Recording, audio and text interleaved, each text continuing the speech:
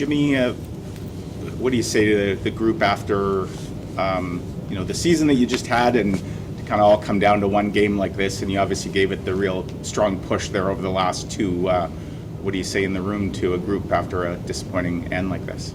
I mean, there's nothing really to say, but I'm very proud of the effort the guys put in this year. Wasn't only in the playoffs. We battled all year. We won some games the ugly way a couple times, and the new guys that are going to come in next year, they know that once they put on that jersey, they got to work. They got to follow the group. They got to work. There wasn't one single guy that was relying on only skills. Everybody was working from first line to the fourth and all three pairings. So I'm very proud of everybody, all we battled all year. Get the sense, and teams will always be disappointed when they lose in the playoffs, but this group felt like you guys were capable of winning a Calder Cup, right? Like, it wasn't just talk, that there was a real belief. So I guess that adds to the disappointment that everybody feels we were a lot better than a team to lose in the first round. Yeah. That's why it's so hard to deal with right now. But, I mean, playoffs are playoffs. Like, anybody can beat anybody. It's we've seen it. It's everywhere in the NHL. You see all the series went 7 games. So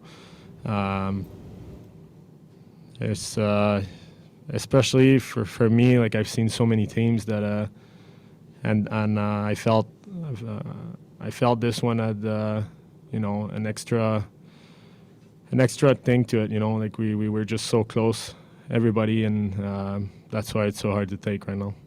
How do you reconcile the first period? Because you guys had, it had been talked about throughout the series. You guys need to be better in the first, and then you put up 4 shots just in that. I mean, obviously Milwaukee was desperate to come out, but do you feel like maybe just a little slow to the gate? Is that kind of how you would sum it up? Or? Yeah, we definitely had a slow start there. We were used to the past 2 games where they didn't come as hard, and all of a sudden their back is against the wall as well, so they're coming twice as hard, and I guess we were just not used to it. Like we were used to the past 2 games, and it showed in the first, but then I think we came back strong in the second and third, and we had a few chances, and Ingram is a good goalie as well, so it's going to be hard to score some goals against him. So we definitely didn't come out like we wanted to, but I think we steered back in the right direction after that. David was just in here. Do you feel like you guys got away a little bit from getting traffic in front, and maybe started to play maybe more on the outside, just trying to force pucks in and that sort of thing again? Yeah, I think the number of shots tells it in the first.